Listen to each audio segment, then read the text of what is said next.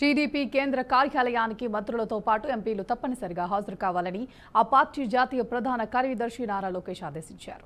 రాష్ట్ర మంత్రులతో సమన్వయం కోసం ప్రతి ఎంపీకి కొన్ని శాఖలను అప్పగించినట్లు ఆయన వెల్లడించారు. సంబంధిత శాఖ మంత్రి పార్టీ కార్యాలయానికి వచ్చినప్పుడు ఆ శాఖకు కేంద్రంలో సమన్వయం చేసే ఎంపీకి కూడా హాజరు కావాలని సూచించారు. తెలుగుదేశం పార్టీ ఎంపీలతో ఆయన ప్రత్యేక సమావేశం నిర్వహించారు. దాదాపు గంట పాటు సాగిన ఈ సమావేశంలో పలు కీలక అంశాలపై ఎంపీలకు దిశానిర్దేశం చేశారు. ప్రజా దర్బార్లో మంత్రులు, ఎంపీలు కలిసి పాల్గొనడంతో పాటు శాఖాపరమైన అంశాలపై కేంద్రంలో సమన్వయం కోసం పరస్పరం చర్చించుకోవాలని నారా లోకేష్ సూచించారు. ప్రస్తుతం 2 సెషన్ల కింద బడ్జెట్ సమావేశాలు జరుగుతున్న నేపథ్యంలో మొదటి సెషన్ అనంతరం వచ్చే విరామ సమయంలో ప్రతి ఎంపీతో వ్యక్తిగతంగా సమావేశమై అంశాలపై చర్చించనున్నట్లు తెలిపారు.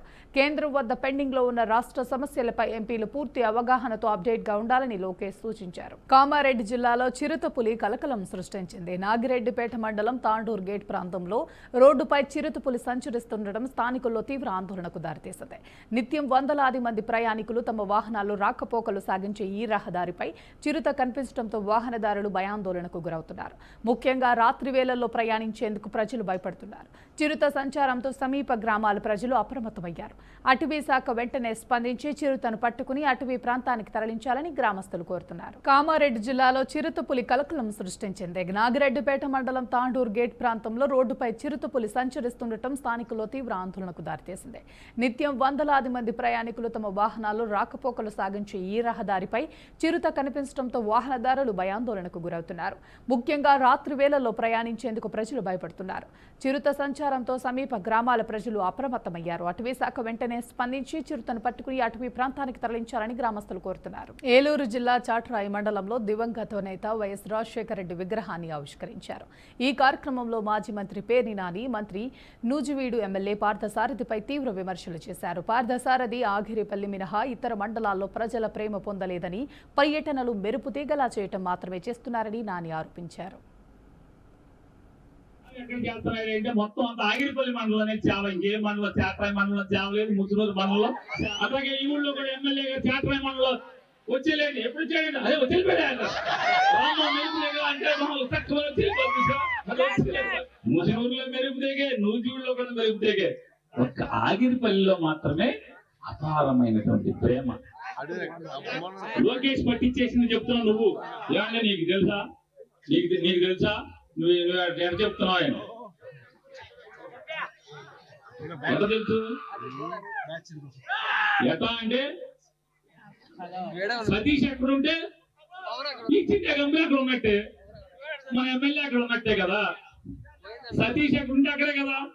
సతీష్ లేకపోతే మనోడు లేనట్టే, సతీష్ ఉంటే మనోడు ఉన్నట్టే. కరెంటు తయారు చేసే ఫ్యాక్టరీ పెడతామని చెప్పారు.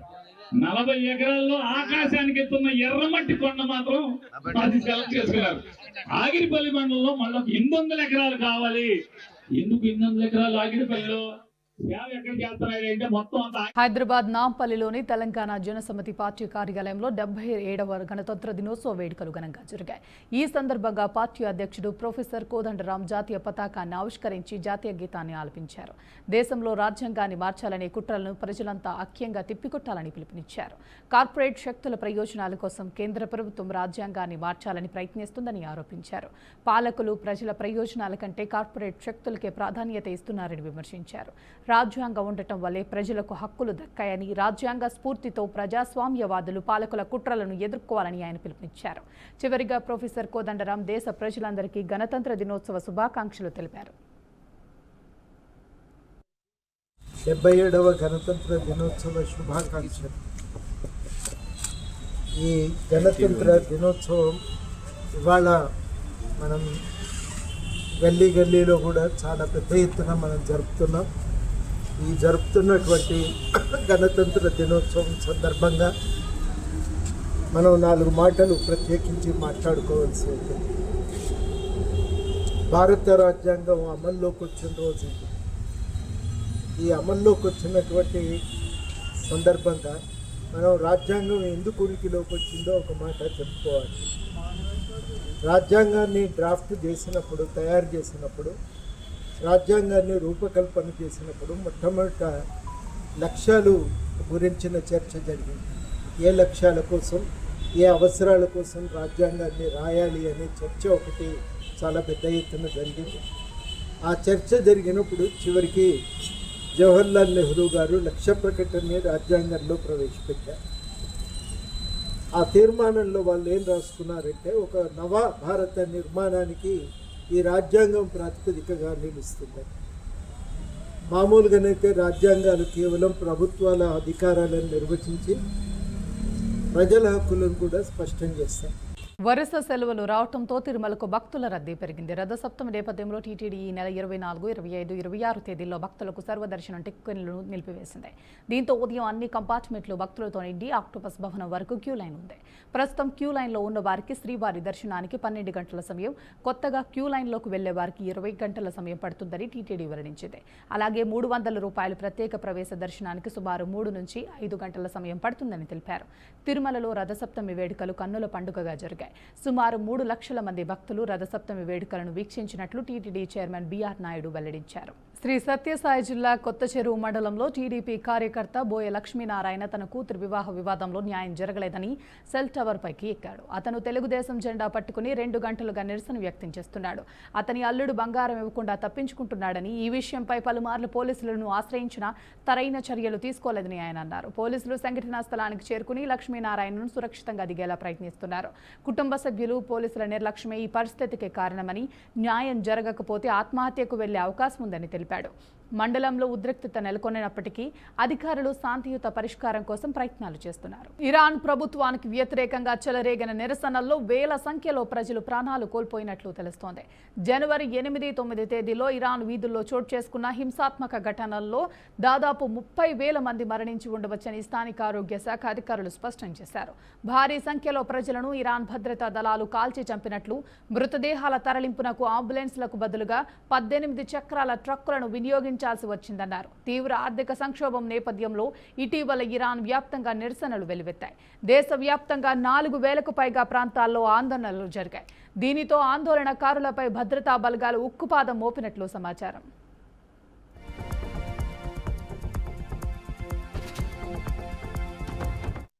జనవరి 21న ఇరాన్ ప్రభుత్వం ప్రకటించిన అధికారిక లెక్కల ప్రకారం 3,117 మంది మృతి చెందినట్లు వెల్లడించినప్పటికీ వాస్తవ మరణాల సంఖ్య దీనికంటే చాలా ఎక్కువగా ఉన్నట్లు కథనాలు చెబుతున్నాయి.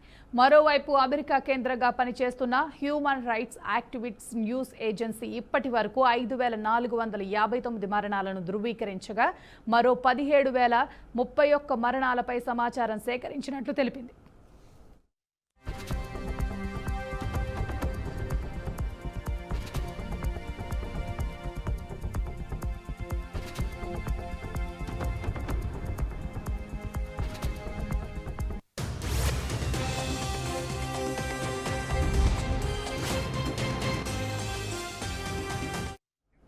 ఇటీవల పరిణామాల నేపథ్యంలో అమెరికా హెచ్చరికలు, ఆ దేశం దాడి చేయవచ్చన్న భయాల మధ్య Iran supreme leader Ayatollah Ali Khamenei టెహ్రాన్లోని అత్యంత సురక్షితమైన బంకర్ను తరలించినట్లు సమాచారం. ఈ క్రమంలోనే సుప్రీం లీడర్ తన కార్యాలయ బాధ్యతలను తన చిన్న కుమారుడు మసూద్ ఖమేనీకి అప్పగించినట్లు ప్రచారాలు జరుగుతున్నాయి. అత్యవసర పరిస్థితుల్లో కార్యనిర్వాహక వర్గంలో సమన్వయ బాధ్యతలను కూడా ఆయన చేపట్టనున్నట్లు పలువురు అభిప్రాయపడుతున్నారు. మీడియా ముసుగులో చలామణి అవుతున్న నకిలీ జర్నలిస్టులకు అడ్డుకట్ట వేసేందుకు తెలంగాణ ప్రభుత్వం సంచలన నిర్ణయం తీసుకుంది. ఇకపై రాష్ట్ర ప్రభుత్వం జారీ చేసిన అధికారిక అక్రిడేషన్ కార్డు ఉన్న జర్నలిస్టులు మాత్రమే తమ వాహనాలపై ప్రెస్ స్టిక్కర్ను ఉపయోగించాలని స్పష్టం చేసింది. ఈ మేరకు రాష్ట్ర సమాచార పౌర సంబంధాల శాఖ కమిషనర్ అధికారికంగా ఉత్తర్వులు జారీ చేశారు. క్షేత్రస్థాయిలో కొందరు కేవలం యూట్యూబ్ ఛానళ్లు లేదా ఇతర ప్రైవేట్ సంస్థల ఐడి కార్డులను చూపిస్తూ వాహనాలపై ప్రెస్ స్టిక్కర్లను విరివిగా వాడుతున్నారని, దీనివల్ల అసలైన జర్నలిస్టుల ప్రతిష్టకు భంగం కలుగుతుందని వచ్చిన ఫిర్యాదుల నేపథ్యంలో ప్రభుత్వం ఈ కఠిన చర్యలు చేపట్టింది. సెంట్రల్ మోటార్ వెహికల్ చట్టం 1989 ప్రకారం వాహనాలపై లేదా నంబర్ ప్లేట్లపై అనధికారికంగా ప్రెస్, పోలీస్, గవర్నమెంట్ వంటి పదాలను వాడటం చట్టరీత్యా నేరం.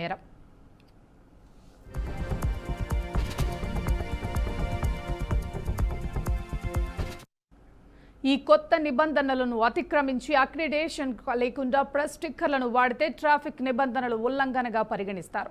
అలాంటి వ్యక్తులను భారీ జరిమానాతో పాటు అవసరమైతే వాహనాన్ని సీజ్ చేసే అధికారం కూడా రవాణా శాఖకు ఉందని అధికారులు హెచ్చరించారు. అక్రిడేషన్ లేని వారు తమ వాహనాలపై ఉన్న స్టిక్కర్లను వెంటనే తొలగించుకోవాలని సూచించారు. లేని పక్షంలో పోలీస్, రవాణా శాఖల సమన్వయంతో రాష్ట్ర వ్యాప్తంగా స్పెషల్ డ్రైవ్లు నిర్వహించి కేసులు నమోదు చేయనున్నట్లు తెలిపారు.